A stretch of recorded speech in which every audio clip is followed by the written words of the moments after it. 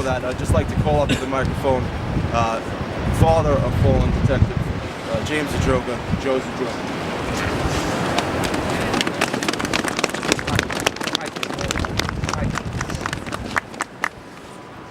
Today is the 4th anniversary of my son's death.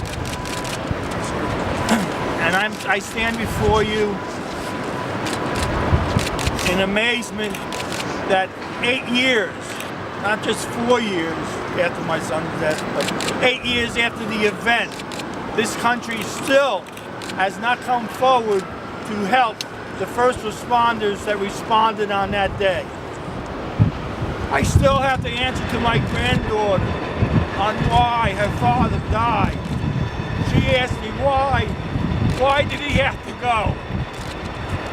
Well, he went because he felt it was his duty.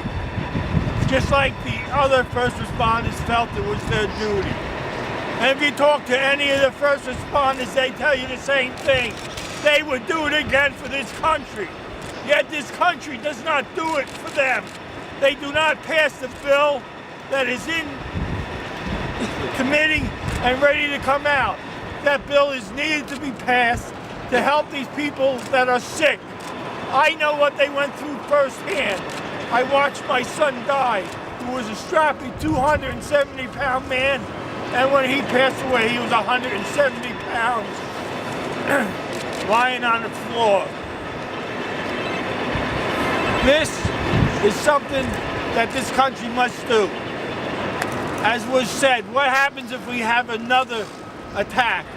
What will happen to the people that will respond then? Will they give it a second thought and maybe that they will not be taken care of? Or worse yet, that their families will not be taken care of? I was a police officer for 27 years. And one thing I knew as being a police officer, God forbid if anything happened to me, that my family was taken care of. And that's what these first responders would like to know. That if anything happened to them, that their families would be taken care of. And that they'd be taken care of now. No one took care of my son for the first 4 years. There was no one that even thought that he was sick from the World Trade Center attack. It was his death that brought it to light.